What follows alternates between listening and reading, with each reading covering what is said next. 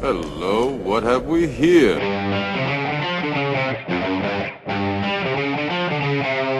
You're wrong. Damn! What the hell was that? Game over, man. Game over. You're wrong. You finished? Well, I didn't think you had it in you. I'm your huckleberry.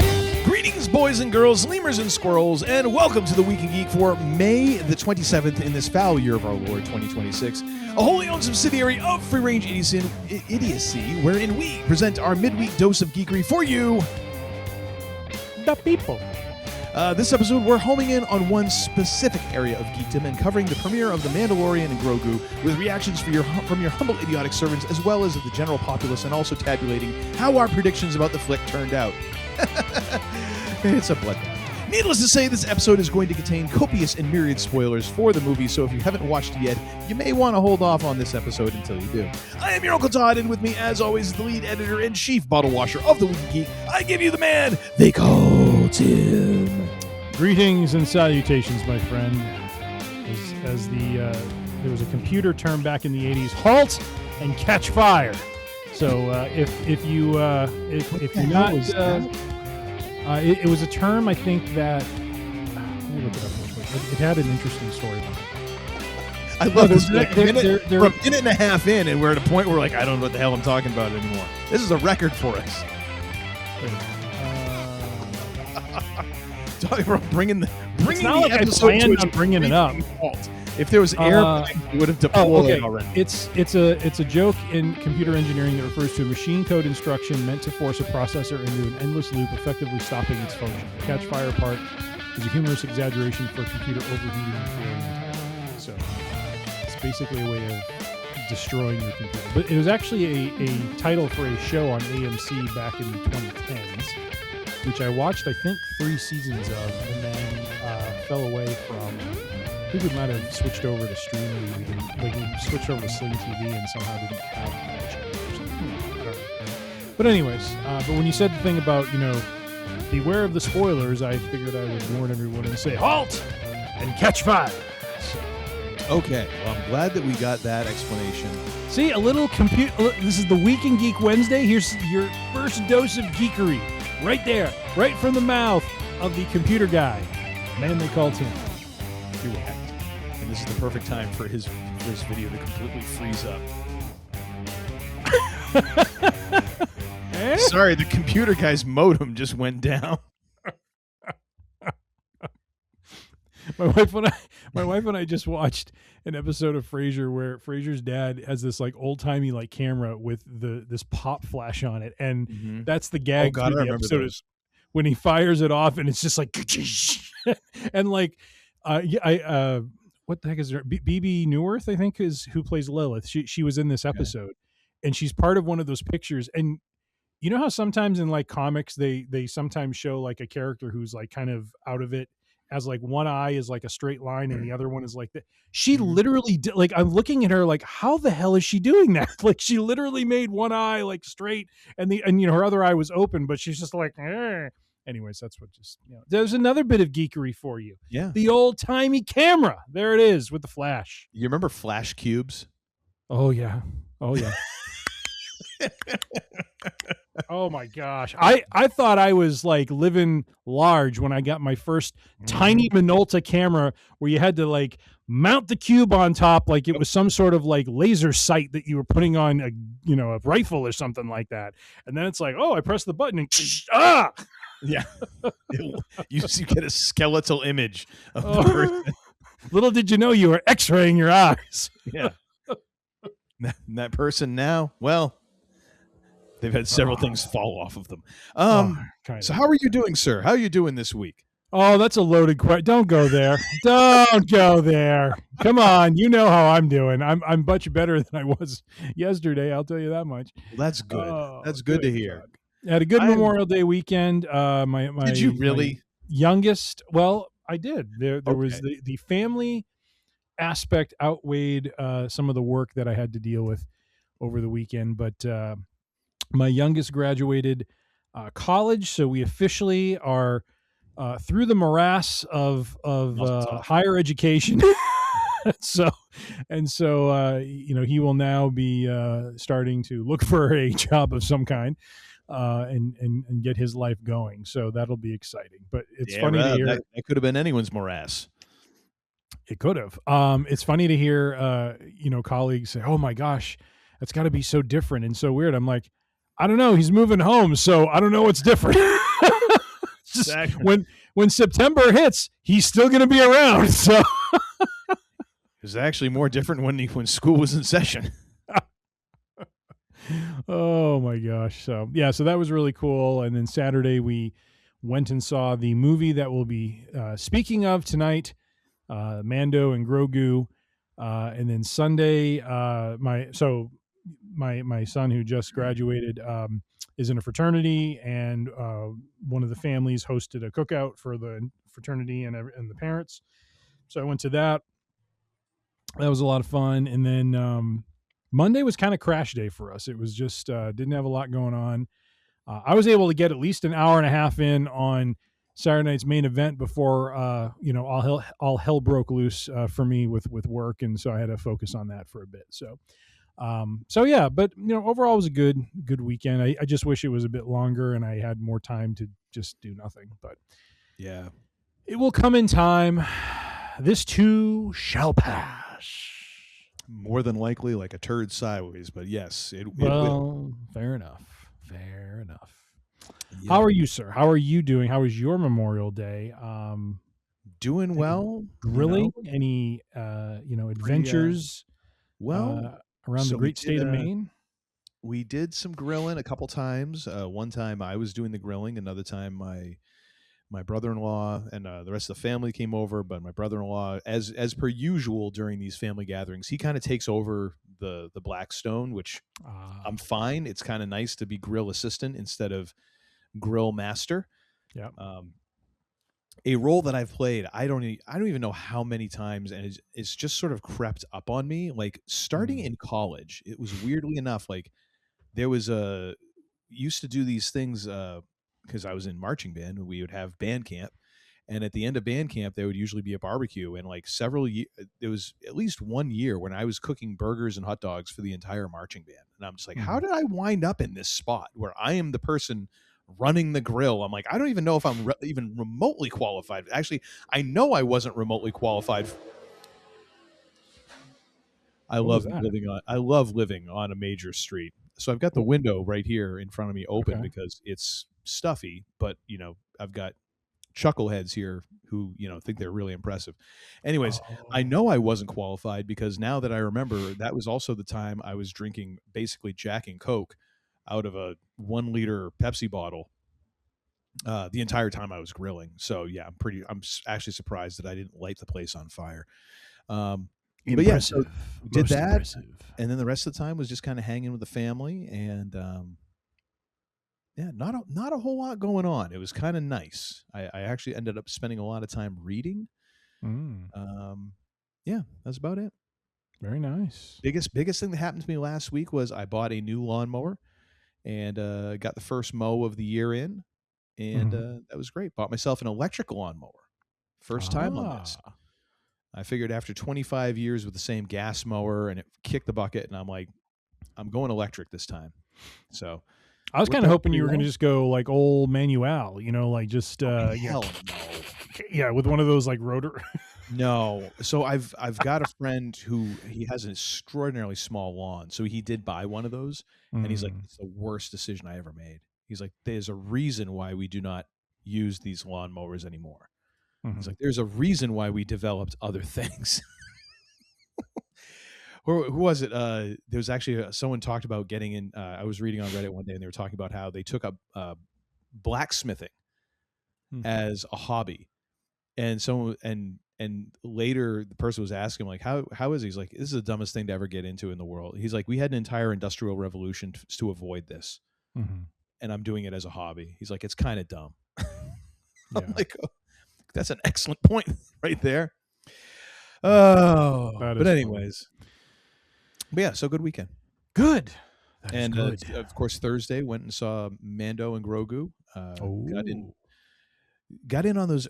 So now, I mean, even though opening weekend is technically Friday, for whatever reason, you can get tickets the day before. It's like the soft opening before the opening. I feel like I Saul just think wins you every always single like to time. get one up on me. Folks, ladies and gentlemen, let me just tell you, I tell him I'm seeing Mando and Grogu Saturday. He has to see it on Thursday. I tell him, hey, You told me you were seeing it on Saturday, on Friday. I already seen it. My wife and I were engaged. Time travel backwards for 6 months before, like we date for 6 months and get engaged. This guy dates for 4 months and he's always trying to one up me, ladies and gentlemen. And actually, it was 3 months. Was it? Son of a bitch! You had to cut it in half, didn't you? Well, I don't know. He said to his wife to be, look, I got this friend of mine, and he got engaged this much. We got to do it 3 months. This is how it has to be. And she bought into it somehow. You give me far too much credit as a persuasive person. I did not mention that. Otherwise, I would be single with multiple cats. Actually, I'm married with multiple cats. So take it for what you will. If you will. If you will. Dude. But anyways, we are going to talk about Mandalorian and Grogu. Are we? Yes, we are, because we have a whole bunch of real and jabroni things that we have to deal with here first. But before we go through those, because I think seeing how quickly we went through and did the picks in the first place, yes, I think we can save that for a little bit later on. Let's talk about the movie itself. Like, what were your thoughts on the movie? What was your reaction to it? Because I also want to get into some of the fan reaction and critics reaction, but let's get ours out there. Let's get ahead of this thing, sir. Let's get our stuff I was telling a colleague today, because I mentioned I saw the movie over the weekend, and they're like, oh, what did you think? And I told them what was interesting to me about it was, in many ways, and I'd read some articles leading up to the movie that Jon Favreau, and of course this is ironic given some of our real and jabroni picks, made a very conscious effort to write a story that did not require it was really a story for non-Star Wars fans as much as it was for Star Wars fans who have seen the Mandalorian trilogy or Mandalorian series. And so what I found interesting was I don't know if you picked up on this too, I'm sure you did, but like Favreau found this really clever way of kind of reintroducing Mandalorian, like Mando and Grogu, in a way that didn't insult the fans. Like the whole opening sequence when he's coming in, I said to my kids afterwards, I said, the way he went into that base and did what he did, and then, they did the whole walker thing and off we go.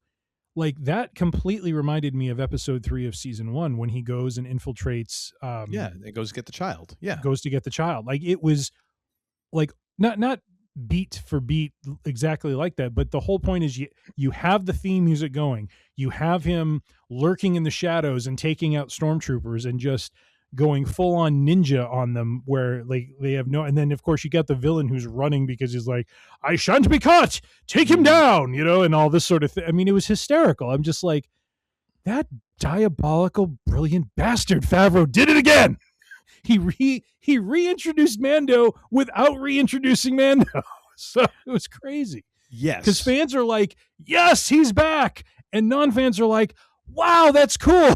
Mm-hmm. So, I mean, goodness gracious. Well done, sir. Well on him for finding a way to bridge that gap between the believers and the ne'er-do-wells. Yes. And that entire opening sequence, to me, first of all, I love the fact that, again, like even down to the way the graphics they used for the title went out of the way to make sure that this was not a typical Star Wars movie. Yes. Yeah. And similar to Rogue One, where, we don't get an opening crawl, we, all of that stuff. You kind of just get some hits of like what's going on, but it's not a typical like episode 1 through 9 sort of thing. And we just kind of jump right in. And yeah, like you said, a great way to reintroduce the character and to just demonstrate like this is still very much who this guy is. Mm-hmm. And then to notch it up for fans of being like, oh, and now we get to see what's inside an AT-AT. Mm-hmm. And we get to see this cool thing that we've, kind of always if you had the toy, if you were high society and your parents could buy you the AT-AT toy, I didn't. I had the X-Wing. That was it. I didn't either. I was with you. But like you never got to really see the interior of one of these that much in the movies, and here we get to see it, and played very well, through the whole thing.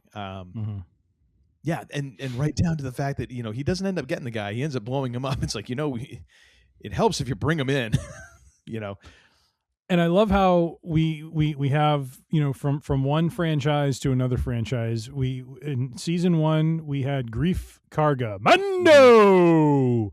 Now we have and of course Carl Weathers of Rocky fame, and now may he rest in peace. And now we have Sigourney Weaver of Aliens fame, who is now playing. Like even when she had the cards, I'm like, this is just like when it was with Karga. It's like, okay. He's talking about I'm going to just keep blowing through that deck of cards you have, basically. So he's looking to but it's with a twist, because she's definitely New Republic, and that is very much a thing. Like we've seen that there was that thing with during one of the Iraqi wars. It's there's been so many now Middle Eastern in excursions, but they would have a deck of cards with like the most wanted cats that you want to get. So it's like it's very much in line with a takeoff on something in our world. And just I love the fact that, again, like Karga was great because he was scheming, but I like how Sigourney Weaver's character is playing a different kind of conniving, plays one step ahead. Like Grief Karga is definitely more underworld. Sigourney Weaver is much more like, a CIA operative kind of thing. Like gives him the Razor Crest, knowing that he really wants it. And knowing that he will by the way, stock Razor Crest. Yeah. And in like immaculate condition. Yes. And, knows that he will follow through on the mission. Like basically baits him right into it, because she's like, I know that he wants this, that sort of thing. I love that aspect of it, because it's relatable to Carl Weathers' character, but yet it's taking it in a different direction, because now it's more like, instead of the Bounty Hunters Guild, it's like, no, come over to our side. You're working with the New Republic. We're going to get you to work for the New Republic. I'm disappointed that they didn't include in the movie.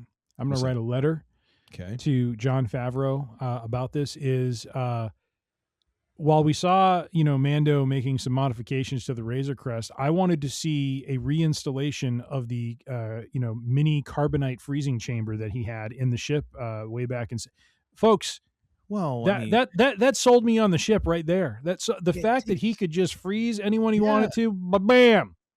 I mean, but the thing is, like, you got to figure that takes a little time to get on order. Come on now. You don't just have those hanging around, especially like a mini unit. Like that's got to be 6 to 8 week delivery time, right? I think he was saving up for one, because he knew he was going to get his Razor Crest back at some point. And I did appreciate, because as he's doing all that with the Razor Crest, I'm like, oh, well, what about? I guess we're just pretending the Starfighter didn't happen. Then he gets to his little homestead there, and you see the Razor Crest and the Starfighter parked next to each other. I was like, oh, he's starting a collection now. Basically, yeah. It's my garage. Yeah. He hasn't had time to build the garage yet. It will be one of those deals where, like, you have the house and then the garage is like 18 times as big as the house. Basically. Or Grogu sets out on a 4-year like project of building a mud hut for both of them or something like that, which I got to tell you was now I haven't looked this up yet. I mean, it was great to see him in, like, I really felt Grogu looked or was more lifelike than we've seen him before. And I assume this is CGI related potentially, or was this live action? I don't know. So I believe, again, I the one thing I haven't done is I haven't gone through and read a lot of the trivia. However, I did see a couple of videos where Jon Favreau was talking about Werner Herzog talking about, the child at the very beginning, because he was in episode 1, and saying, like, they were like, oh, we're going to take him out of the carriage and we're going to get a clean plate for replacing it with CGI. And he's like, you cannot. It's adorable. You coward. You're a coward if you do this. And he's like, by the way, Herzog is one of the nicest people you'll ever meet, but he knows that he's Werner Herzog, so he knows he can turn it on you. And so he's just like going over the top, like, you have to do this. It'll be great. It'll be fantastic. And Favreau's like, you can kind of get away with it in Star Wars, with it being not like ultra, expressive and technical. Like, it's just kind of the legacy of that universe. And if anything, I feel like maybe they found a way to do this where they're still puppeteering, but maybe they're accenting with some CGI. Maybe they're using it to kind of digitally paint in some more expressions and stuff like that. To me, I think that's the best use for it. Well, it's not even just the expressions; it's the movement. Like he felt more natural walking with everyone. The the scenes where he was by himself, kind of caring, for Mando and building his little mud hut to protect him, sort of thing, was and I said to my kids, I mean, maybe what we saw there was the difference between a TV budget versus a movie budget. I don't know, but yeah, he just seemed, like to your point, more expressive, but also just movement wise was way more fluid and like I didn't feel like I was watching a puppet. I felt like I was watching an actual like being doing stuff that felt normal for a being of that size, and it didn't feel stilted and it didn't feel forced. It just felt like that's him, and so whatever magic they did, it worked because it felt very natural and organic, and it was it just it just was another reason why it was a great movie, because it just played to the the growth of him as a character too, and that sort of thing. And so I appreciated the way he came across. I think the story was good. I mean, we had, like, it wasn't a straight line story of, I got to go save this thing and take out this Imperial, and I've done my job. I mean, I was afraid it was going that way, especially when we got on the whole, I need you to go get this unknown. Like, I love how she had a card. Like, did the rebels, after they won, create like board games and card games to make fun of the Imperials? Because the fact that she actually had a card, and I believe it had a question mark on it, or at least it was a shadow face. There was no face on it, but it was like like it was kind of like the it was like the outline, anonymous avatar sort of thing. Yeah, kind of like if you ever played the game. I don't know if it's called Secret Agent, but it's Code Breakers. You ever play the game Code Breakers? No. It has a lot of that, sort of outline of a spy sort of thing. And it just cracked me up that she had one of those cards. I'm just like, oh my gosh. Even the rebels have a sense of humor. Well, yeah. I think that I enjoyed the story because, again, like you're saying, it wasn't a straight line. There was some twists and turns to it. And I think it was interesting to see, again, Mando is a badass, but also, like, in many ways, like, his honor and his duty and all that, it can be used against him. Yes.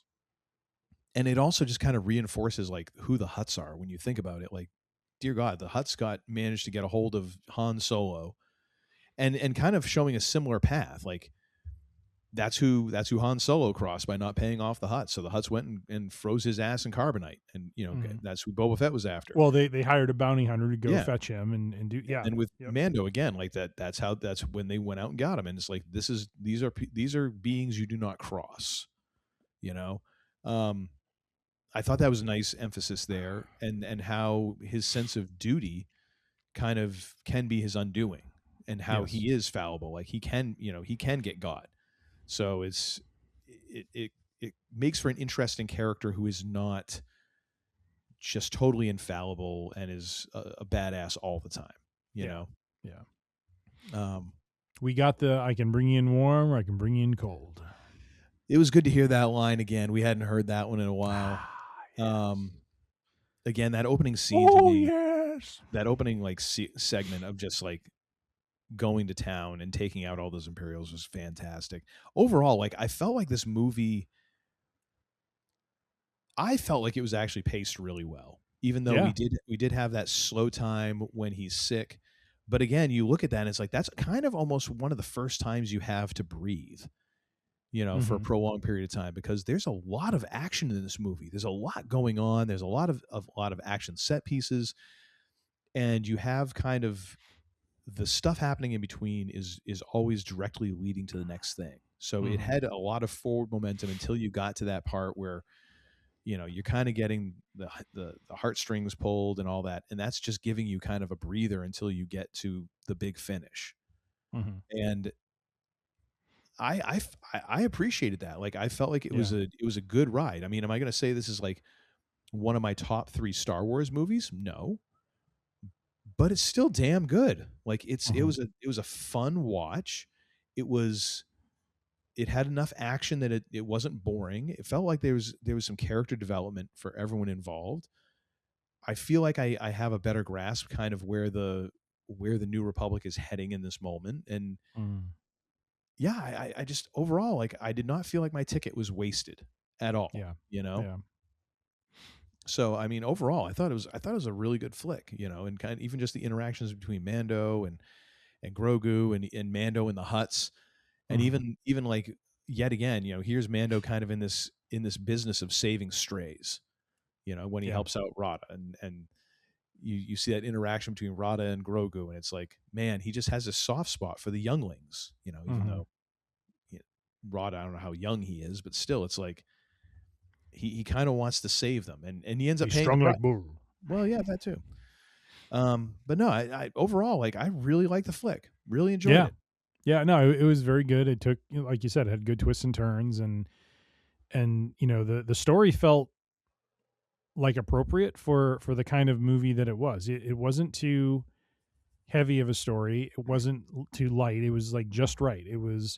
It had some twists and turns, like you said. It wasn't all Mando running roughshod over everyone. There was, he had his babyface in peril moment, and then Grogu. I was telling my kids, the fact that, when Grogu's taking care of him and finds that, what do you want to call him, a fisherman, kind of with his own cabin and stuff. And I was just saying, like, not that I was a student of Western movies, but I mean, I've seen a couple, here or there on TV when I was a kid, or, we've talked at length about Tombstone, for example, right? Charlton They run Heston into character.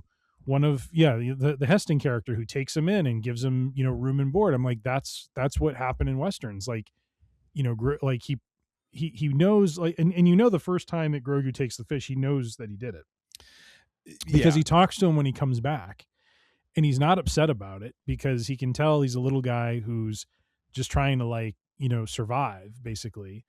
And it's probably like, man, if it's not me doing something to you, something out there is going to get you. So Yeah. so I thought that was a nice touch, having this character who, played a role for a small part of the film and really didn't have to be anything more than that. I think sometimes where you Star need Wars those has kind strangers. Exactly. And that to me, I think, was kind of a hallmark of what made Westerns feel authentic, is because, again, not that I lived during that time, but from what I've read, and, a lot of, as much as the Wild West was wild, there was also that element of, showing hospitality and caring for others, because you yourself may find yourself in a similar place, because there's just no guarantees with that time period. There wasn't hospitals everywhere, and there, so people got sick, they could die, and so on and so forth. And so I like that Favreau brought that part in from that, because again, they draw from that Western sensibility. And so it was kind of interesting to see that, in the middle of this technologically advanced galaxy, that you still had those themes of, this fisherman was probably poor as pork. I mean, he apparently had some radios and stuff, so he could, phone home to someone, but he just seemed like a guy who was, like, sitting in his rocking chair, just relaxing, just catching fish so he had some food for the, for the day, and he's helping him out, and it ends up saving Grogu and Mando's, life. And then they're able to kind of mount a comeback, the babyface comeback, to take down the twins and bring Rhoda home. So, Rada. Is it Rhoda or Rada? Rada. Okay. And I think it's what's interesting about that is like, yeah, there's that character in westerns, just like there's the wise old man in the original trilogy and stuff like that. Like, but these archetypes are archetypes for a reason, is because I think that even if we look in our own lives, we can find that in maybe it's all, of course it's an exaggerated version, but I think we've all run into a time in our life when someone was generous in a way that's like almost outsized compared to what they actually have. Like there's a wonderful story. It's funny, but there's this wonderful story Ani DeFranco tells, like in one of the videos online. I don't know if I'll be able to find it, but she talks about like when she was a kid, went to New York City, and her friend were like, "Hey, we're gonna go busking. Like, where should we go? Oh, we'll go down to Wall Street, where all the money, that's where all the money is." And ain't nobody giving them money down in Wall Street. So they're like heading back, and they've made like nothing, and they're going past a diner, hole in the wall diner, and the gate is halfway down, and they're just like, man, maybe like that we can get like for the $1.50 in tips, like maybe we can get something to eat. And so they kind of stick their heads in, and there's like these old guys all sitting around smoking cigarettes, playing cards. And it's like the people who work there and family and all that. And they're like, "Hey, can we get something to eat?" And they're like, "Hey, you got guitars? Play us something."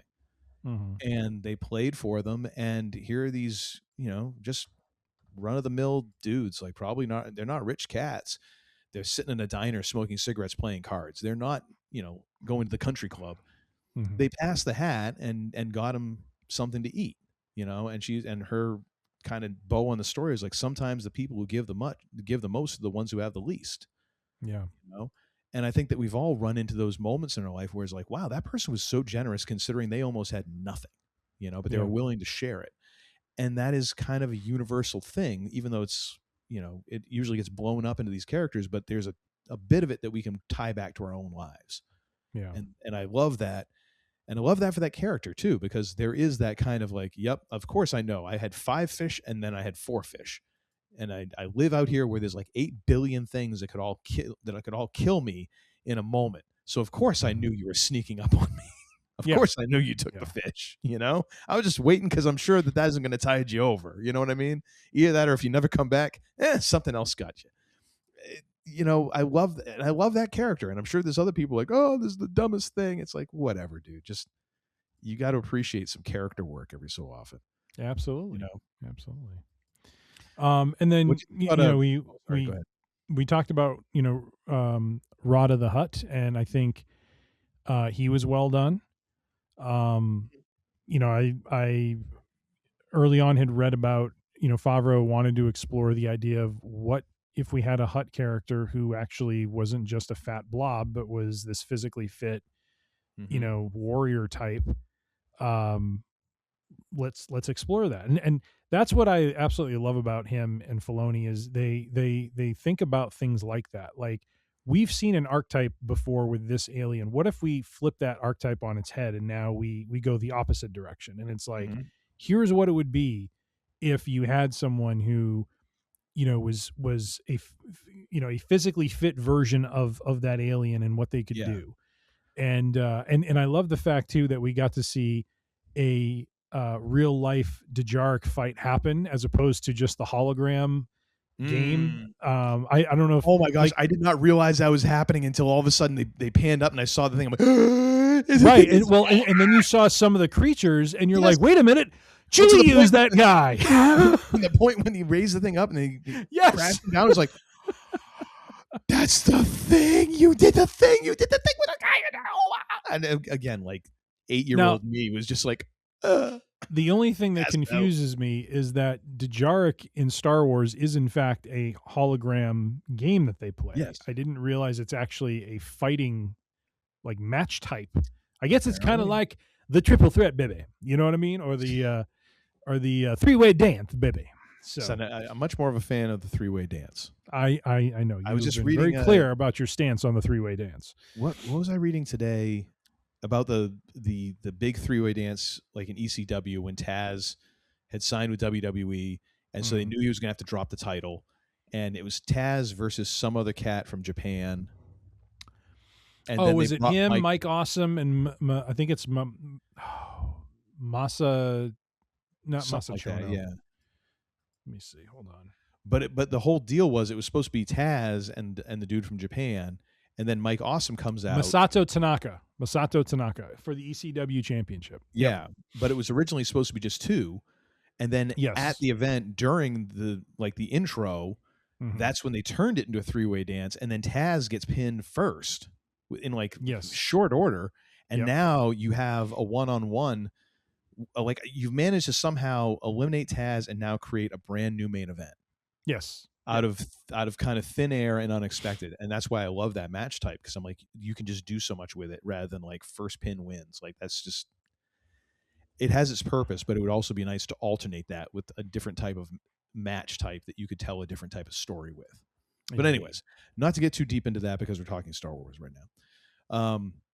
I thought the whole thing of Mando not knowing the dude that he had. You know, like he has, so he's going after Coin.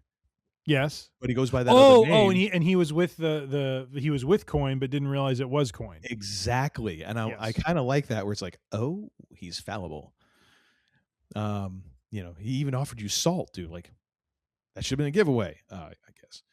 But I don't know. So many nice little, like it was like.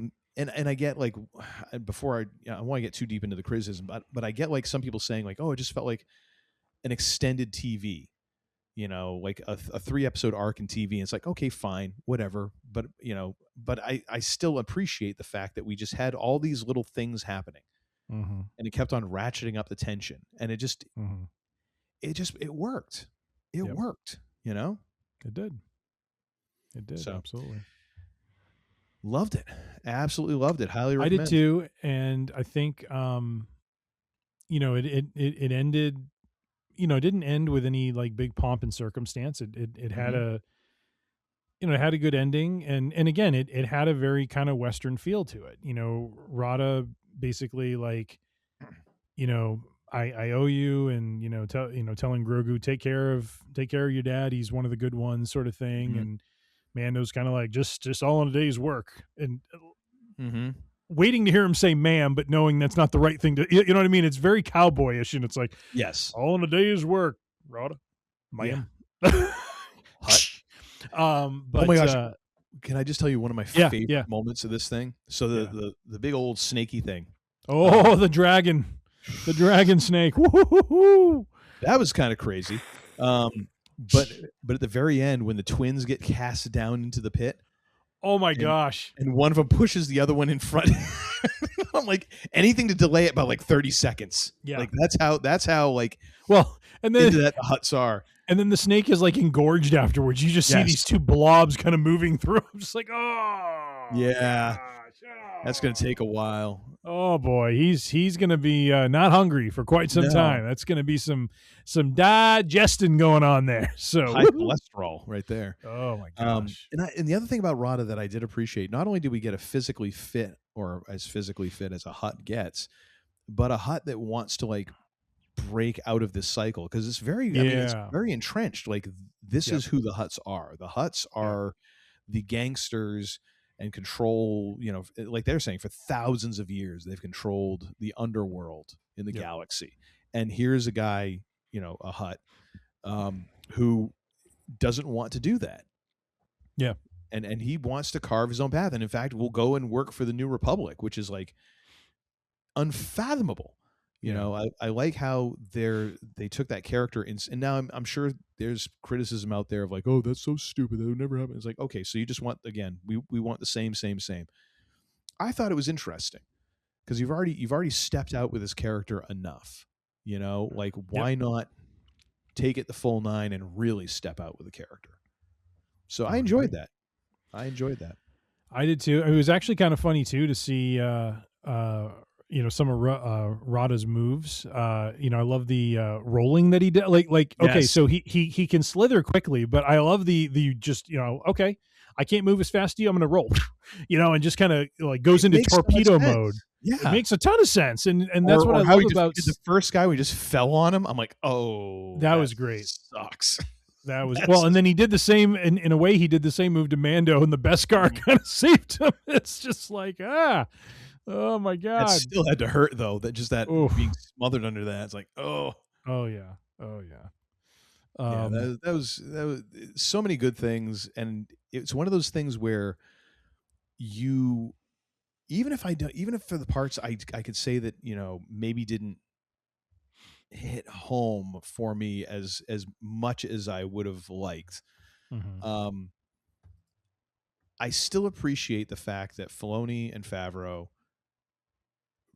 really take time with the details. You can tell that things are thought out, like the way that things work.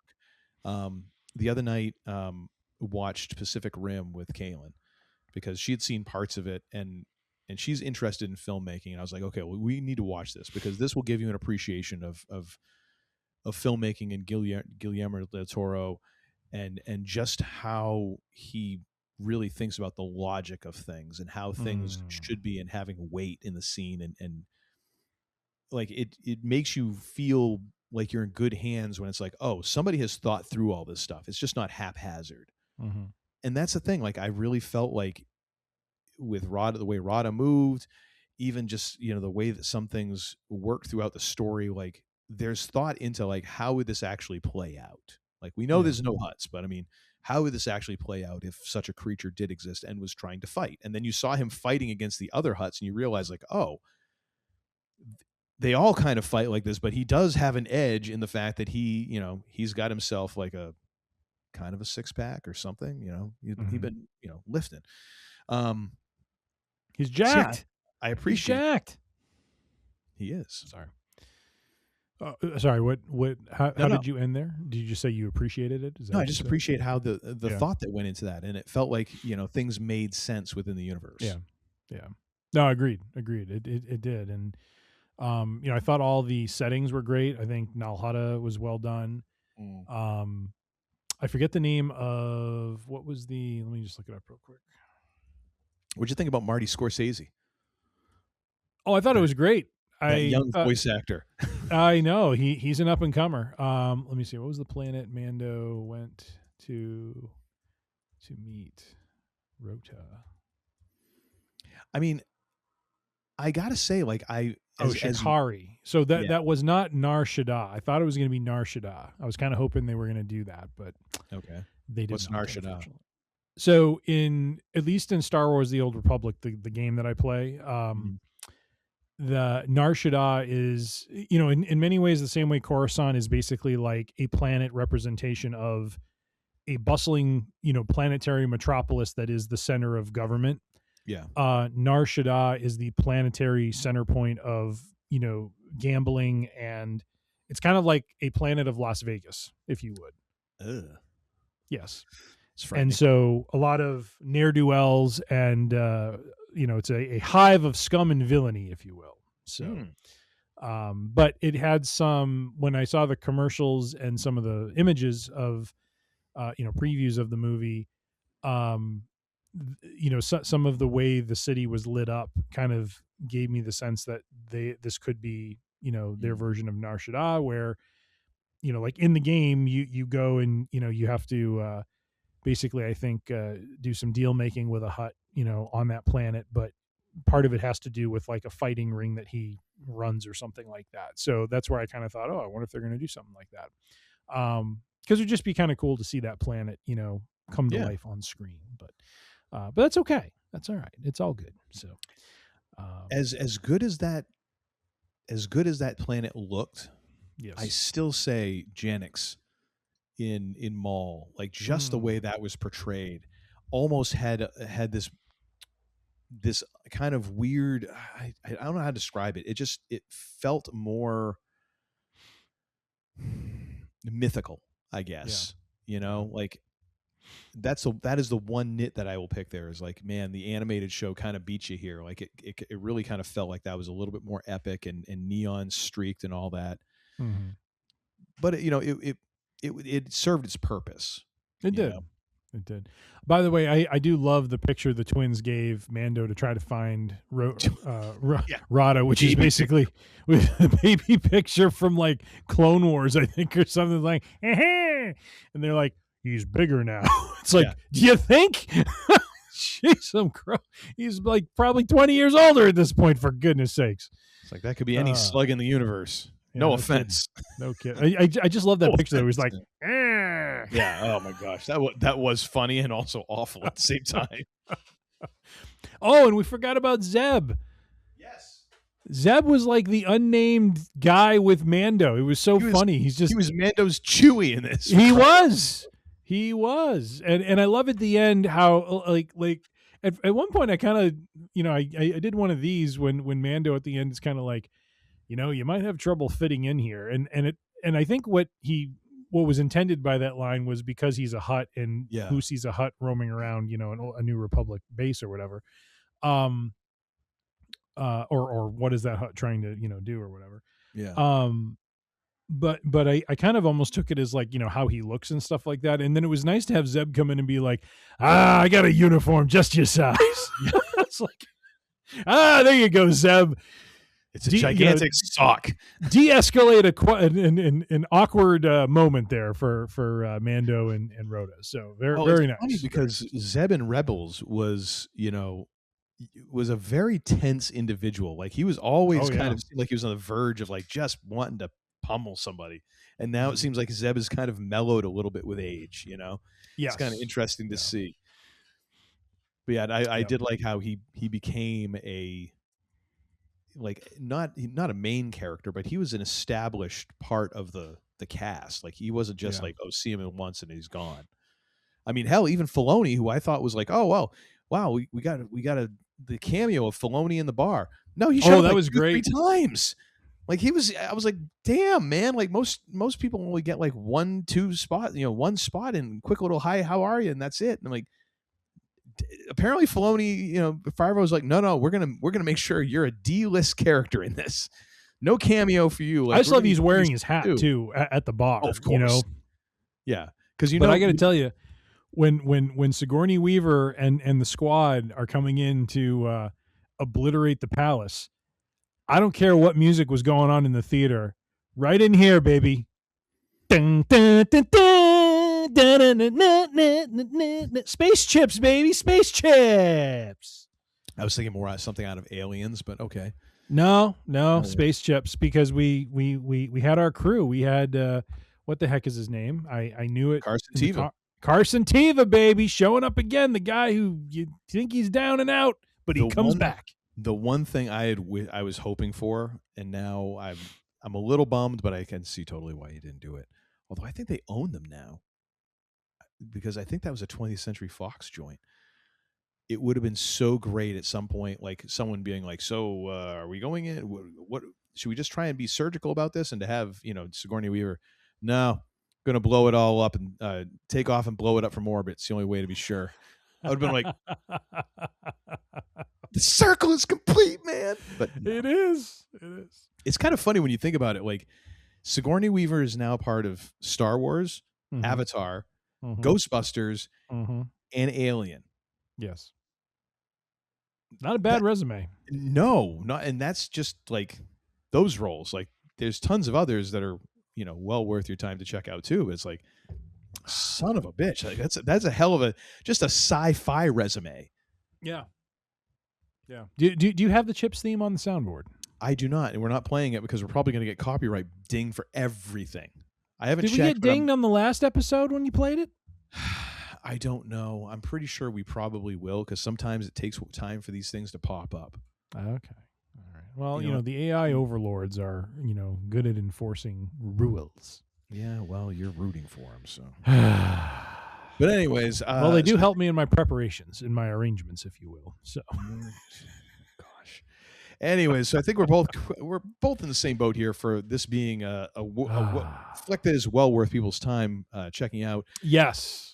We are not in the camp. Oh, can I ask you one question? Yes, please. You have an article here about Rotten Tomatoes. Now, I know Rotten Tomatoes most of the time, yes, tends to correlate correctly with how a film is good or bad. But when we see numbers like this, where the audience is the audience favorability rating is quite high and the Rotten Tomatoes score is low, it does kind of throw into question the validity of said metric, does it not? Well, I mean, you also have this article, and these will all be in the show notes, so you can read them at your leisure.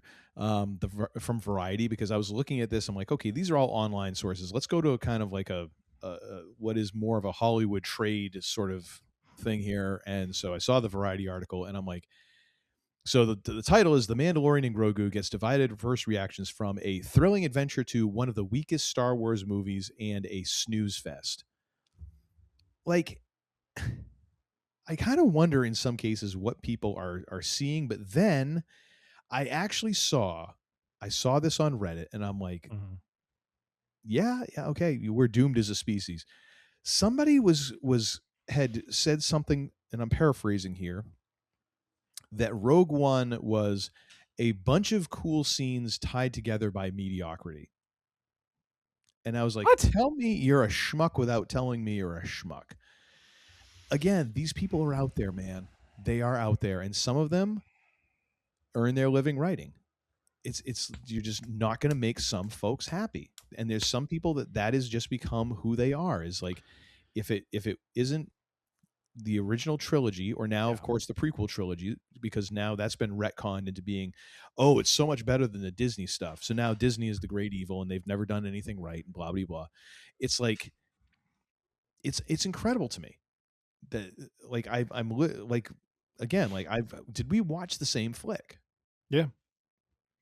So I don't understand it. The same people who call it a snooze fest are the ones who also would complain if they did a movie that was, big on, the fate of the galaxy and tying it into Ahsoka or tying it into Thrawn, and be like, oh, that was awful. They could have done a better. I mean, there's just no pleasing people. And, I'm not going to sit here and rave and say this was like one of my top 3 Star Wars movies, but it was a good movie. It was a solid outing. It was a great story, which, did a wonderful job of establishing these characters in this balanced way that didn't pander to the fans, but didn't totally go the other direction for all, like new fans. And I mean, literally they found this like great, like middle road to ride, where it's like, you're educating those who don't know, and you're playing to the people who do know. And it felt normal,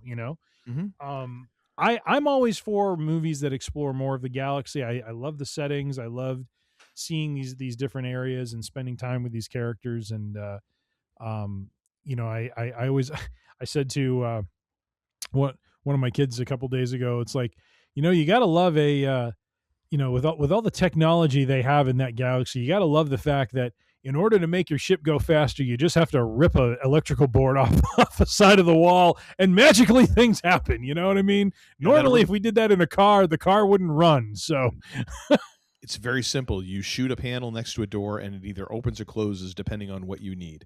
Yes, indeed. And I will say, it was nice to see Mando tell Grogu to always wear his seatbelt, because the Razor Crest is the only vehicle that we have seen in Star Wars that actually has seatbelts that I can remember. I think that is a nod by Mr. Favreau to you, sir. I think I hope he is so. an avid listener who heard your call for sanity and sensibility in the Star Wars galaxy by virtue of the seatbelt. So there you have it. Thank you, John. Appreciate it. Well, I try to do my best. Yeah. All right. Are you ready to adjudicate? Is there anything else here we need to go through? The Ringer calling it a Star Wars stopgap. What the heck is that? I don't. I was skimming these, and I kind of stopped, because I was just like, I enjoyed the flick, and that's all I need. I put those in there for people to kind of peruse and see what other folks are saying. Should I go grab my Razor Crest and fly it past the camera again? A la Star Wars. Weekend that you had that you want to risk that. I think you just let it lie. That is a very good point. Just let it lie, man. That's a very good point. Yeah. I should have gotten it and put it on my desk, so all I had to do was just lift it up. Oh, you know what I mean? You wouldn't be able to see behind it. Yeah. Been blocking most of the camera. Well, fair enough.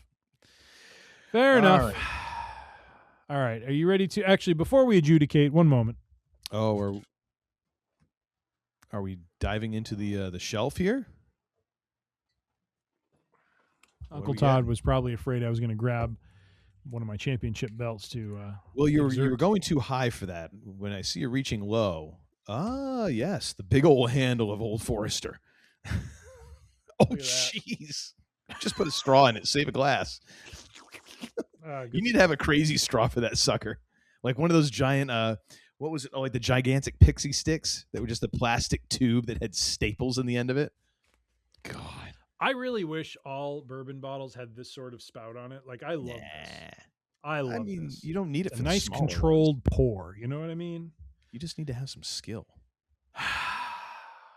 One moment. Excuse me. Oh. Okay, there we go. I'll permit All it right. given all the stuff you've been through. Thank you very much. I think I'm owed a little something there. You All right. Are you ready, sir, to adjudicate our real and jabroni? And before we get into it, what say you, sir? Are you feeling good about your prospects? Or are you No, feeling I'm a not. little- But you know what? Are you coming in warm or you coming in cold? I feel like we're both coming in cold. Like it's just gonna be. Neither one of us is coming in warm. One of us is gonna be cold. The other might be lukewarm at best. You know, so it's going to be an That's atrocity that one of us will come out of slightly better than the other. That's how I feel about it. Calabast. That's what I say. All right. Yeah. Good old Zeb had that one pegged. Good old Zeb. Did he say that in the movie? I don't know if I caught it, but I don't think he did. I don't think think he did I either. almost want to say Mando said it Oh, maybe he or did. something like that. Yeah. I can't remember now. All right. Well, here we go. As we are ought to do, ladies and gentlemen, our first segment of Real and Jabroni is the section affectionately titled In or Out, where we talk about who will show up or not show up in the said movie. Being as we've already gone over and said how this is a standalone movie, you can already tell where this is going to go. So buckle up, Grogu, because it's going to be a bumpy ride. Here we go. Number 1, Bo-Katan Kryze appears in the movie for more than a quick cameo. Uncle Todd said the real man they called him said jabroni. Ladies and gentlemen, that is a jabroni through and through. Jabroni! All right. Man, so that gives me 2 out of points. all of these, I am the most disappointed with that. I was really hoping for some Bo-Katan Kryze. That, I mean, it's a nit to pick because, like we just said, the movie was great as it was done. Mhm. Like you didn't need the complication of Thrawn or working in Ahsoka or bringing in Bo-Katan. It was just a nice adventure with those 2 characters, and sometimes that's enough. You know what I mean? Sometimes that's enough. In this case. But yeah, this worked against you, so I'm up by 2. Mhm. Let me see. So yeah, I'm a +2 on this one. All right. Number 2, Ahsoka Tano appears to help connect the film directly to season 2 of Ahsoka. Uncle Todd said the real. I said the real. It was jabroni. Yeah. No. There's no points on this one at all. Here's the pulse. Here we are, firmly up our butts, way away from the pulse. As far as humanly possible. Oh boy. Number 3, Grand Admiral Thrawn is mentioned by name but never physically appears. Uncle Todd said the real. Man they called him said the real. That one too was jabroni. Man. If there was ever a time to have an end credit scene, that would be the one. So when we were in the theater, there was a bunch of us that were still hanging out, and a dude came in, and he was like, "No post credit scene," and he's just leaning on his broom, almost like, "Just get out. You're gonna be mad." Yeah. Like, you know what? I appreciate you, sir. Thank you. You know what I do before the movie starts? I Wikipedia the movie to just look and see is there or not Wikipedia. I said, is there an end credit scene for Mando and Grogu? And it came back and said, no, there is not. And I'm like, all I right. meant to do that, and the theater that we go to, No for internet? whatever reason, no, it's like a metal building that is apparently shielded with lead. It's a Faraday cage, folks. There is nothing that gets in or out of there. Nothing like a good old Faraday cage to keep you not on your phone. All right. Why is my window not? Okay, there we go. I don't know. Ezra Bridger appears in a hologram or end credit scene. He appeared in neither. Uncle Todd said jabroni. I said jabroni. It was jabroni. So you each get a point. So Uncle Todd is slowly catching up to me. In only a way that he can. So +1 for both of us on that one. Zeb Aurelios has a major supporting role instead of just a cameo. Uncle Todd said the real. I said the real. It is the real, ladies and gentlemen. This is we're 5 in, and we finally got a reel on this one. Good Lord. So +1 and +1 for Make him humble. the both. Thank you very much, Shiggy. Number 6, Boba Fett appears to settle unfinished business with the Hutts.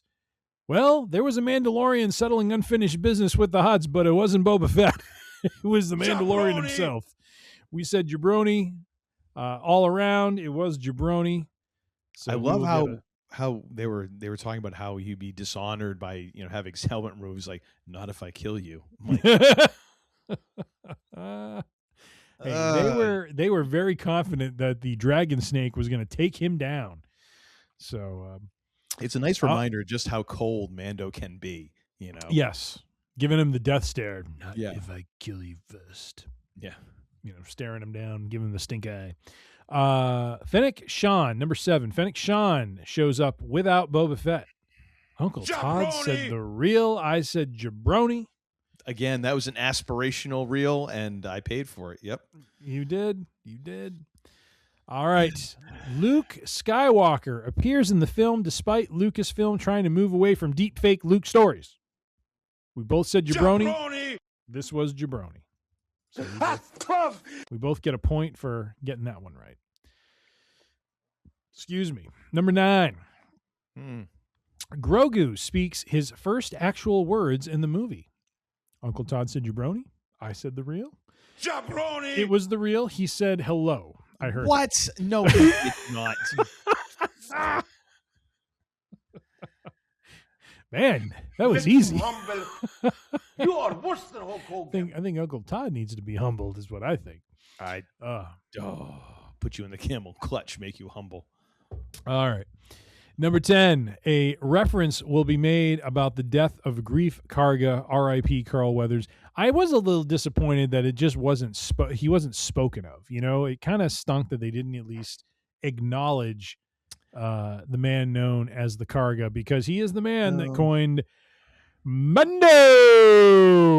They all hate you, Mando. They all hate you. Well, and then the funny part is, anyone else who says that, it just sounds weird. Like Sigourney Weaver, she's like, "Hey, Mando," it's just like, come on, But it's like everybody calls him that. You know what I mean? Like, it's just a term that you use because it's like, well, which Mandalorian is this? I don't know. It's just Mando. All right. So that was jabroni. We each get nothing for that one. We got that wrong. Here we go. Captain Carson Teva and the Space Chips will grace us with their presence. Hey, that is the real all around, folks. Oh, they did. Dun, dun, dun, dun. Yeah. AI can't edit me out because I'm singing my song. You're just full of yourself right now. It's great. Love it. I blame the old Forester. It's giving me a little kick. Oh my gosh, you've had like 2 sips. A little kick in the pants is what that is. Do you have to go downtown tomorrow? No, I don't. I'm home. I'm home tomorrow. Good on you. Yes. I get to sleep in. You are. You're going to be putting a crazy straw in that thing later on. Maybe I'll get a round of Star Wars The Old Republic in after this. We'll see. Your wife's going to wake up in the morning and be like, "Where's Tim?" Look out in the front lawn. There you are in your undies. Sprawled there, snuggling with a garden gnome.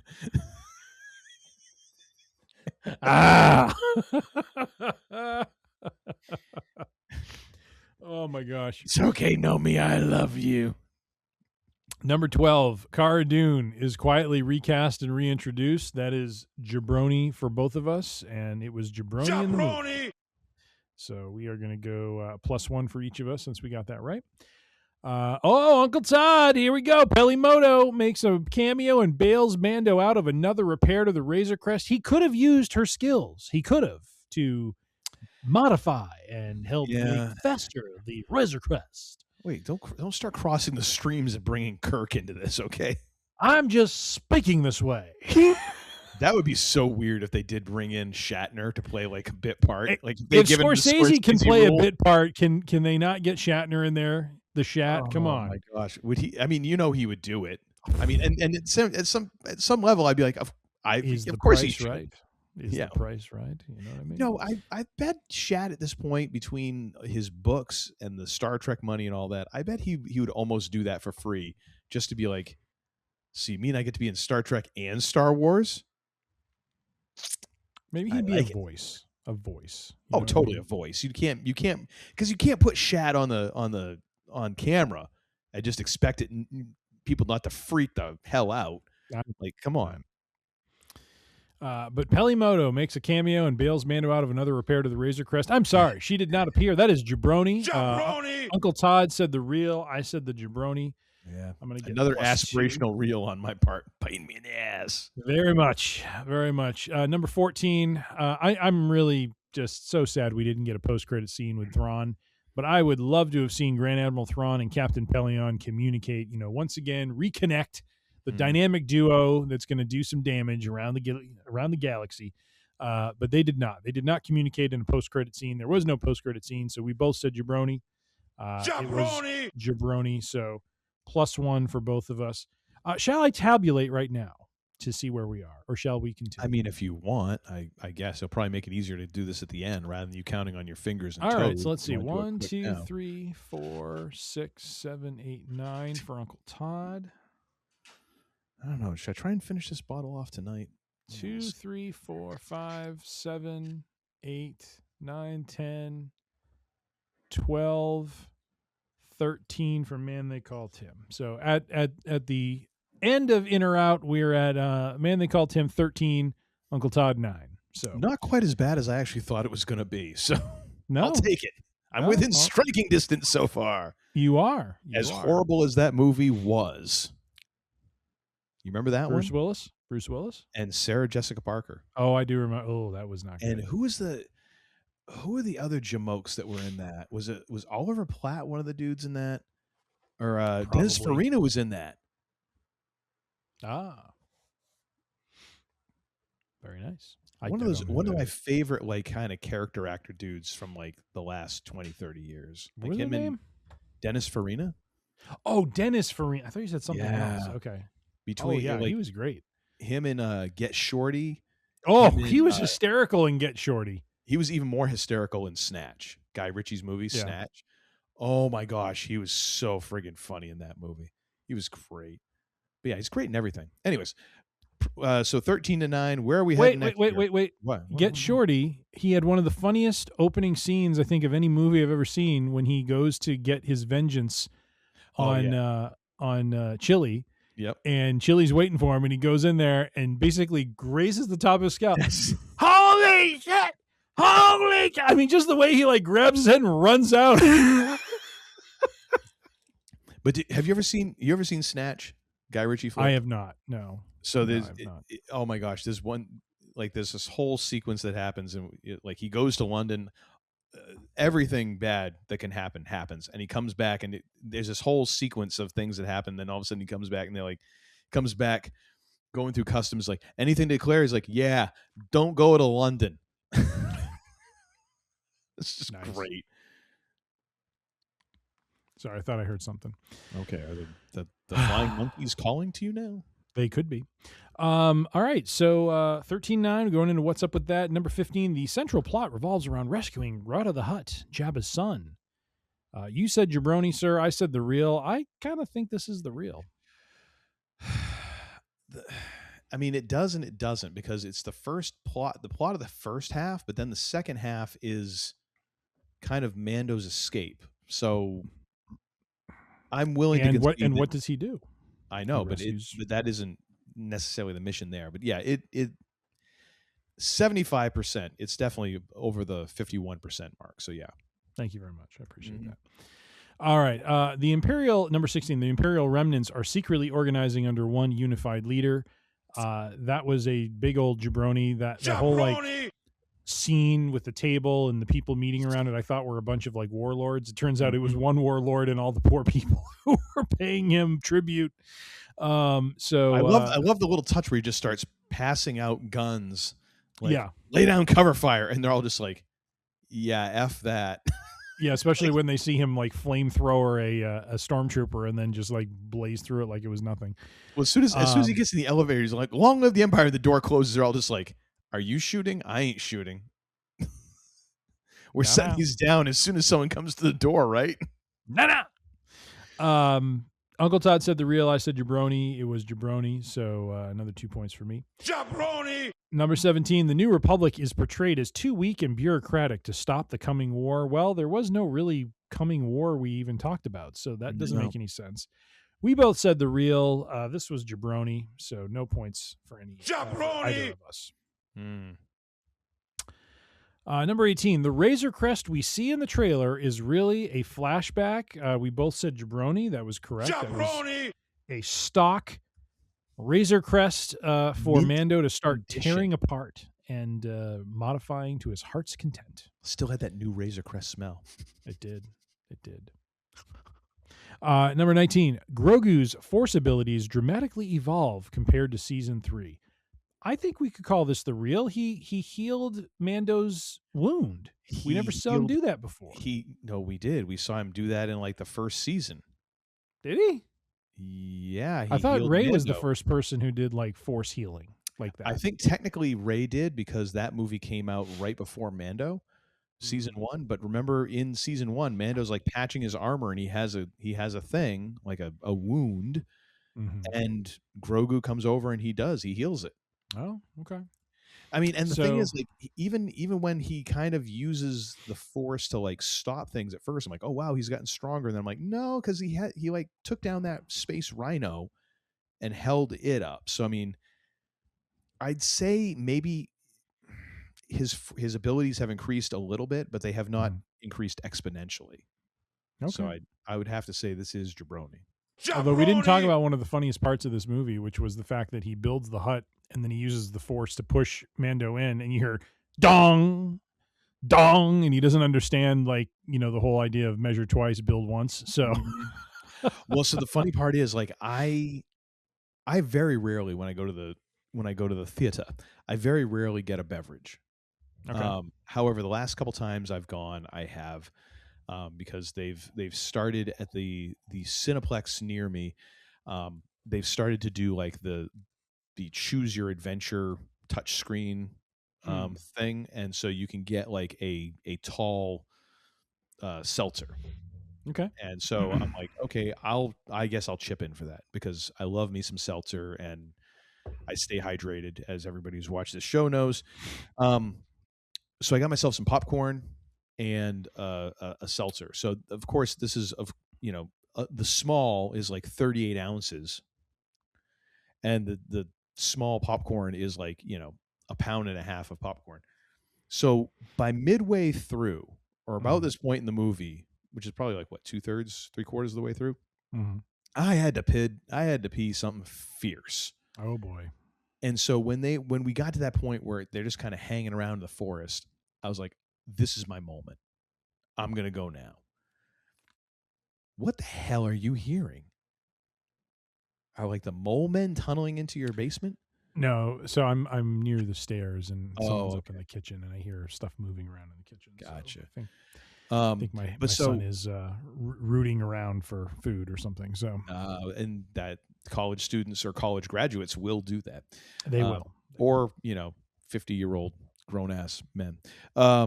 So I missed that part. So I got to hear about that secondhand because as we were walking out, I'm like, did I miss anything? And they're like, oh, yeah, you missed this funny part. And I'm like, okay, that's kind of cool, but I'll catch it next time. Yeah. So I kind of missed that part. But yeah. Good stuff. Good stuff. Mm-hmm. Number 20, the movie introduces a new Mandalorian faction we've never seen before. We both said jabroni. That was a jabroni. So we each get a +1 for that. Number 21, the main villain is not a Force user. We both said the real, and it was. He is the red. Who would you say is the main villain? Because Coin to me is not a main villain. Coin was kind of a side villain. I think it was the twins. I think it was the twins. Because I mean they're the ones who were pulling the strings in this whole thing. Like even the whole thing with Coin, like they were trying to work the New Republic. Yeah. So yeah, they're the big bads. And in some ways, the twins are almost like the galaxy's version of Sal Tessio and what's the other guy? Fat Clemenza. Not really, because I'm kidding. I mean it. I totally am kidding. But if anything, they're what? They're Sollozzo, and the guy who was kind of backing Sollozzo. I can't remember the name. Bazzini.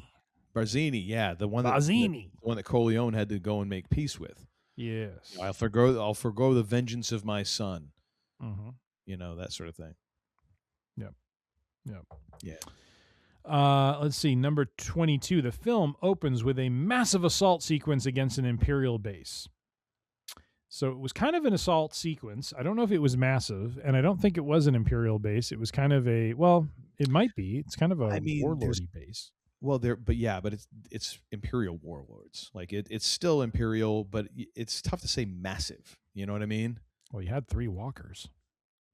Well, but I mean the assault on the base is one. Now, if we said it was one of the coolest assaults, assault sequence, then yes.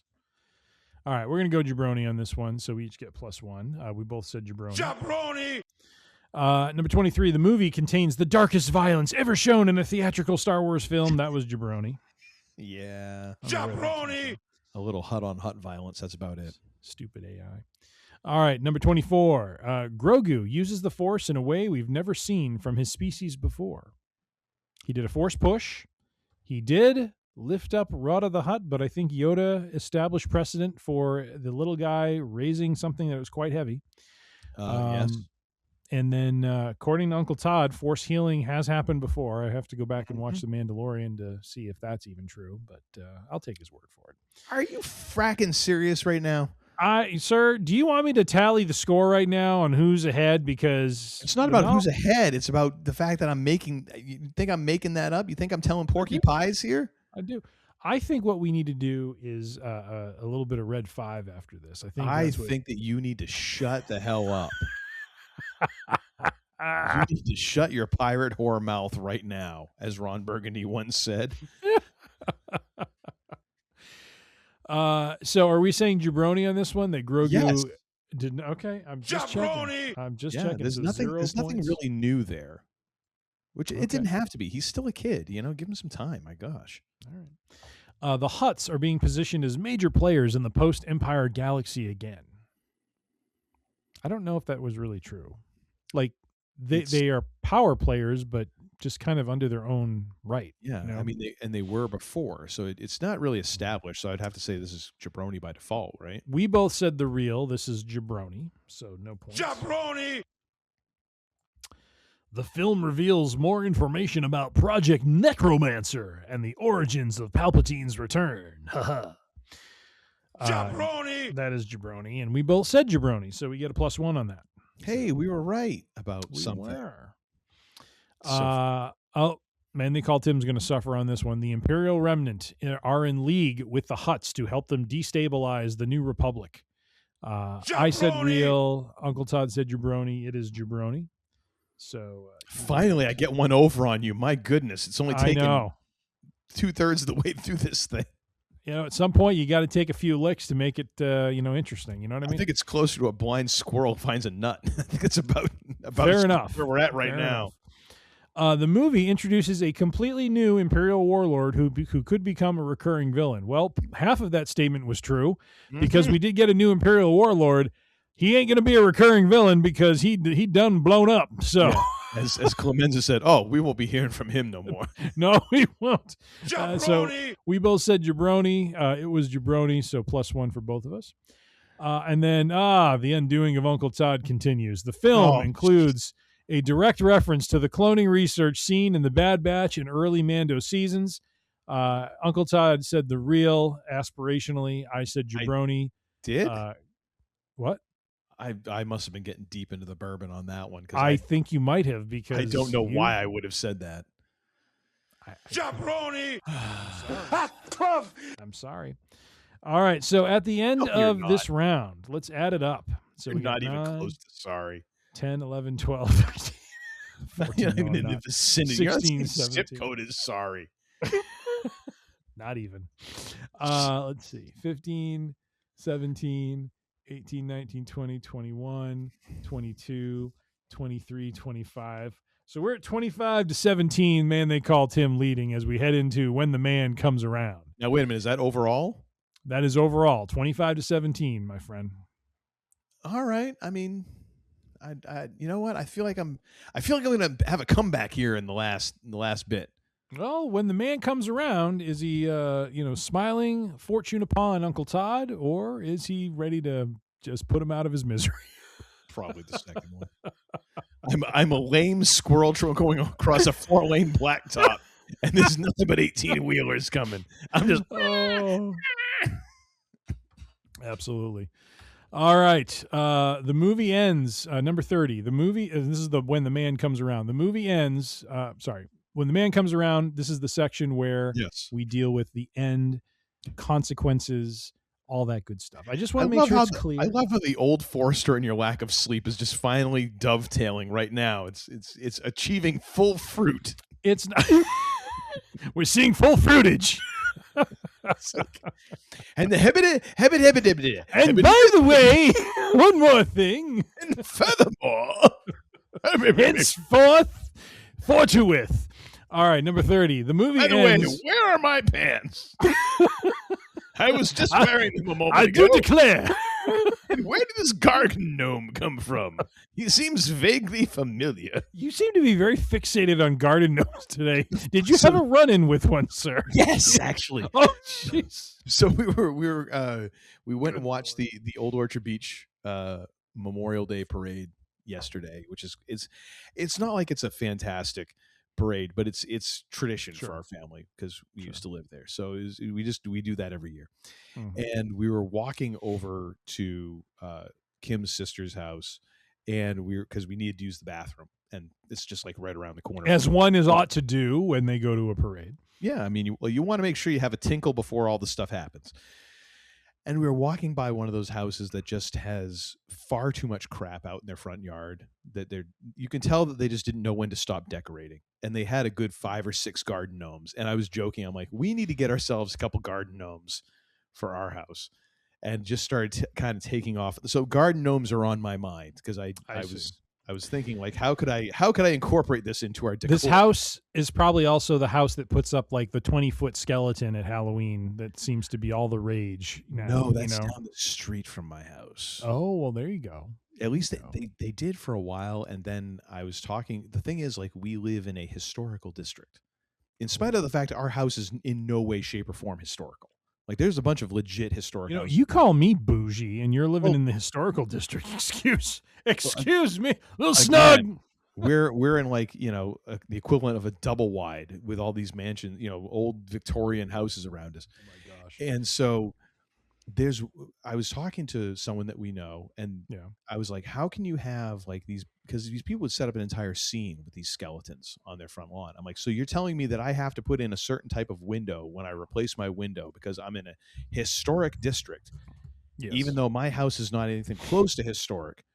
Yeah. But I have to, I have to do this, but yet they can have those skeletons. He's like, yes. I'm like, okay, here's what I'm going to do. I'm going to buy 2 of those 15-foot skeletons.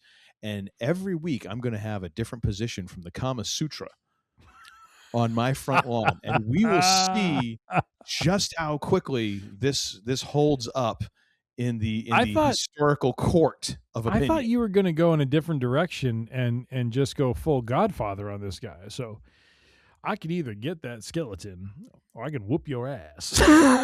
No, I don't need to go and start violence, or threaten violence, but we'll see how committed people are to this whole, like, oh, it's just a decoration. Okay, if it's just a decoration, let's see how committed to this premise you are. Mm-hmm. Mm-hmm. I did not do that because, quite honestly, I would have lost interest after a couple of weeks. It would have lost its oomph. Anyways, where the hell were we? Speaking of oomph, number 30, the movie ends with the official reveal that Grand Admiral Thrawn has returned and is leading the Imperial Remnant. We both said the real. That was Jabroni. Jabroni! And so we have 0 points all around. Number 31, Din Djarin dies protecting Grogu. He almost did. We both said Jabroni. That was Jabroni. So we will each earn ourselves a point. Oops, I got to do the +1 to make sure we know what direction that's going in. All Well, right. we don't. There's no minuses in this, so you don't. You can Well, say there could be. You never know when the penalty will be introduced. I thought you at one point had all this automated so that it just like tabulated it for I you. used to do a spreadsheet, and it just became easier to just track everything in this Word table, this Google Doc table. So that's what Gotcha. I'm doing now. Number 32, Rada turns out to be a babyface and an ally of Mando and the New Republic by the end of the film. Uncle Todd said, no. But the man they called Tim said, yes, sir. He's the red. That is the real. So, Yeah. We're heading into +2 old for school prison pounding territory right now. This is not going to end well. This is an episode of The Sopranos. I'm walking in to go get some squid eel, and I'm not going to walk back out. No, you're not. No, you're not. Oh, jeez. Oh, I got to do that mid-gulp. Number 33. The film ends with Din Djarin and Grogu choosing the Outer Rim over the politics of Mandalore and Coruscant. I don't know where that one came from. Jabroni all around. That was a big old jabroni. Jabroni. I mean, if Mando. anything, they did do that, but it was not framed that way. There was no choice. No. They just kind of stayed in the Outer Rim because that's where they're at.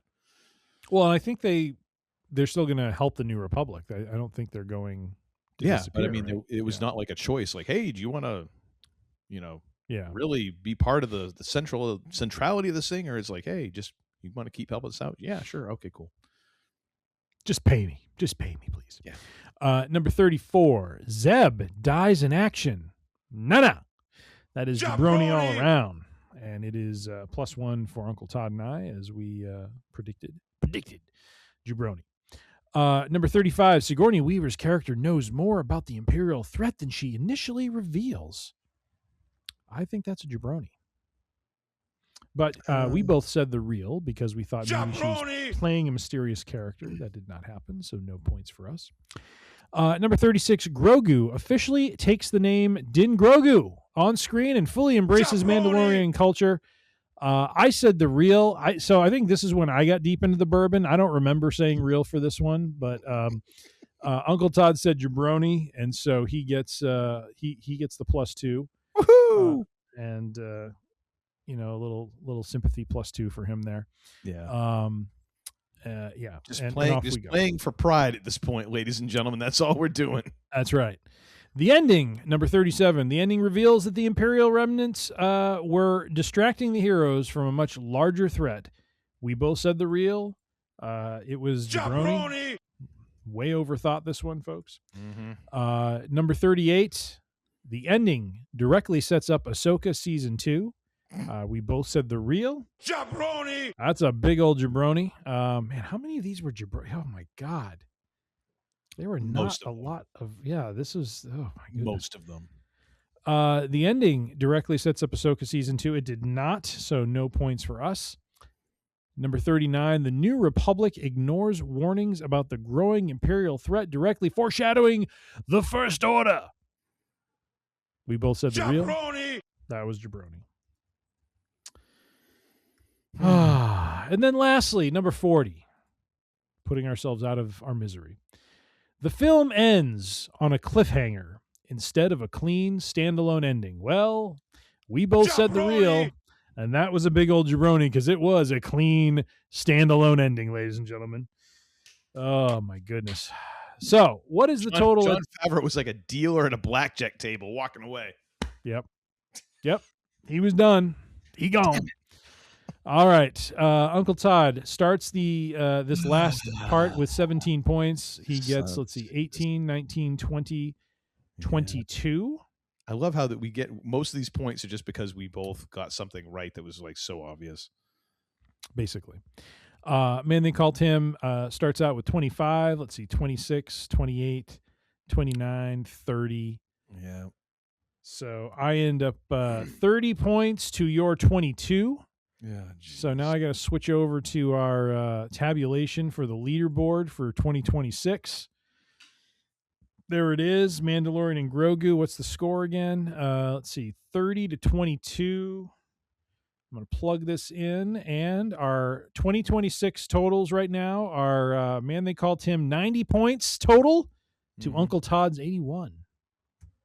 So Uncle Todd started out strong, and then I caught up, and now I'm pulling away 9-point lead. So I'm just saying. Pulling away. You won by 8 here, which means you were only ahead by 1 before. I don't know if that's pulling away, sir. Well, it's better than where I was. We're not even halfway through the year. No, and actually, we on our Free Range Idiocy Friday, we'll be doing our picks for Clash. Is it called Clash in Italy or something like that? Clash in Italy, yes. I don't know what rolls off the tongue, doesn't it? Clash in Italy. Blah. I mean, I think that's their new thing. It's Clash at the Castle, and now they're just like, okay, well, now it's Clash in Paris, Clash in Italy. It's just the default. Why don't they call it, the Italian pizza pounding or something like that? I mean, that at least. I mean, maybe if it was AEW. And we'll talk about that too on Friday, because Uncle Todd, he had himself a little bit of AEW action this past weekend, and we will talk about that on Free Range Idiocy Friday. A little teaser there for our listeners. Sir, well done on your picks, and it was once again a pleasure. Well done, falling directly on your face, sir. Way to go! Way to go! Absolutely. I appreciate the effort and the aspirational nature of your picks, and I'm sorry that some of that didn't come true, but I'm not sorry that I'm in the lead. So I'm just gonna leave it there. Okay.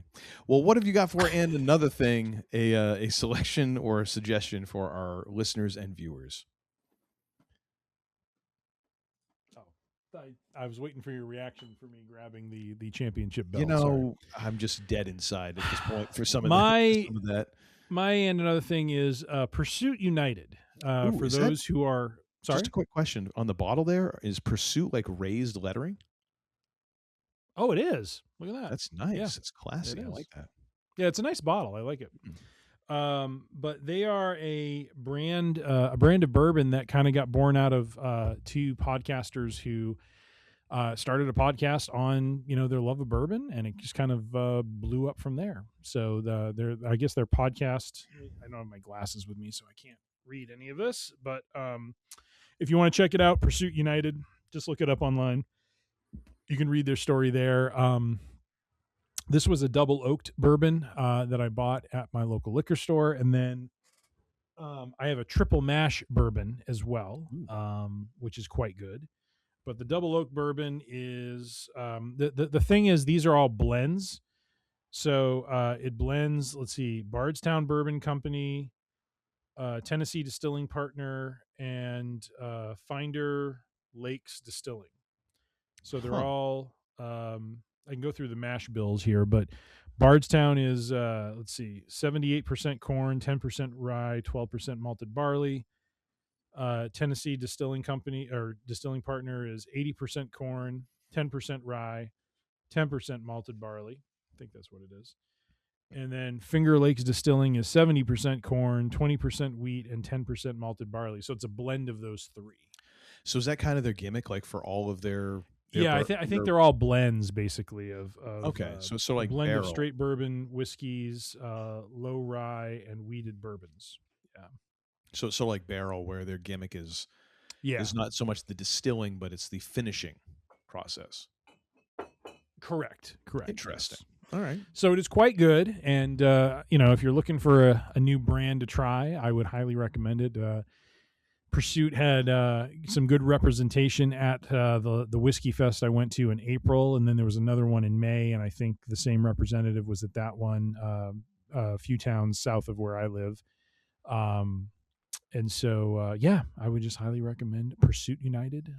Double oak bourbon, but hey, if you see them in a different flavor, try it out because they are good.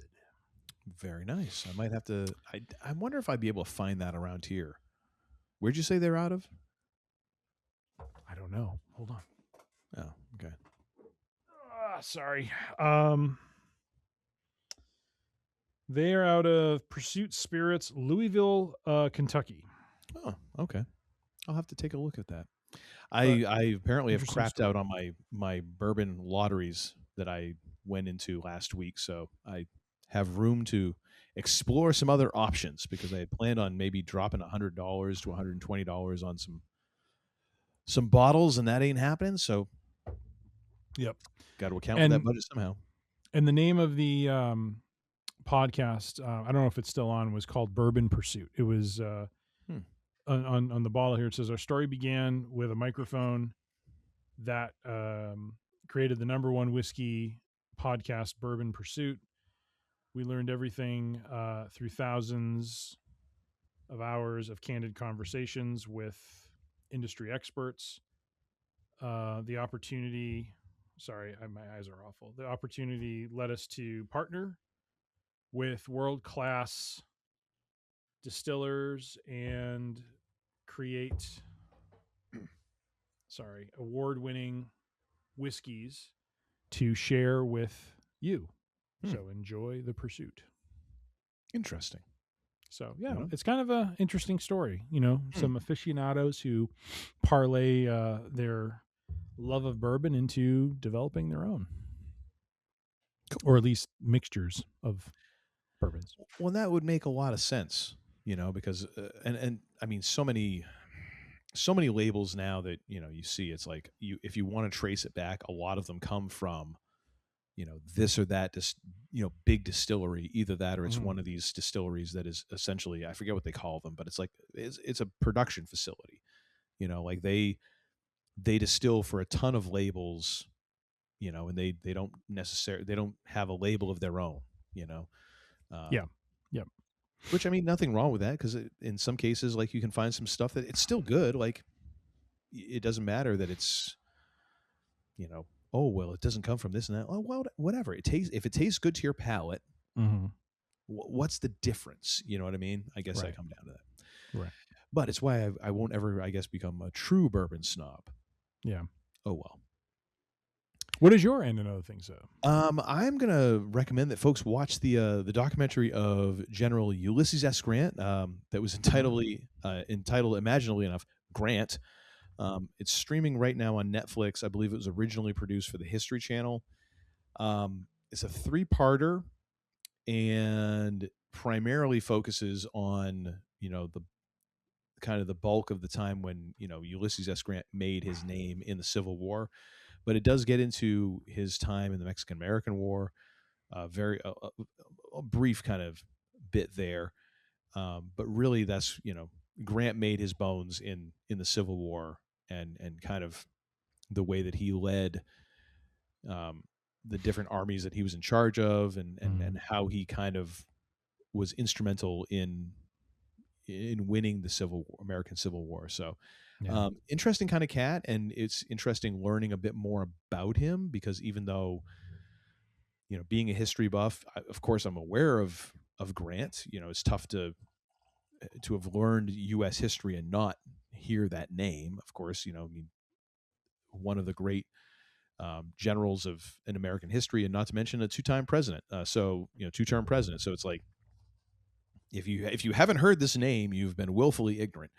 But some of the stuff that I, kind of going through it and realizing, like, oh, okay, this is how he did this. This is how he did that. And he was very much almost playing the general and was in the Civil War going against a lot of generals whom he had gone to West Point with, or who he had encountered through West Point or through his time during the Mexican-American War.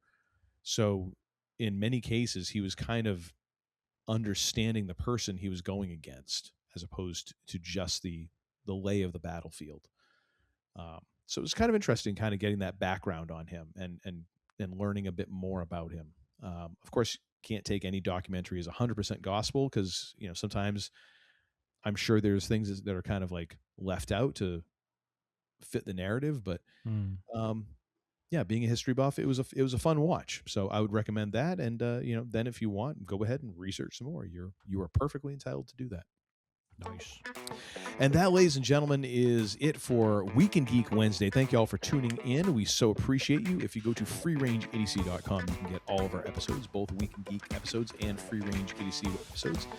Join us again right back here, same bat time, same bat channel here for Free Range Idiocy Friday. If you want to find all of our episodes, go to freerangeedc.com. You can subscribe there through the Podbean app, as well as just downloading episodes as you like. You can also find us on major podcast purveyors everywhere, such as Spotify, Amazon, Apple Podcast, Pandora, many others. Just go ahead and search for Free Range Idiocy.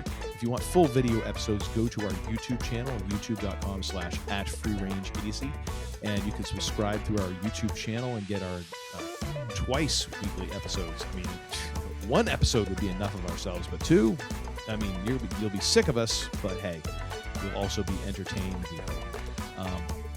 Gestures ain't working right now. That's weird. No, they're working. They are? Oh, I didn't see it that time. Anyways, and then if you have any thoughts, questions, or concerns, you send those to tim@freerangeidc.com, and he'll get back to you forthwith, if not sooner. And social medias. Go to Instagram and Facebook @freerangeidc. You'll find us there. And now it is time for me to hand this back over to the man who this is his show. He is the king of Week in Geek Wednesday.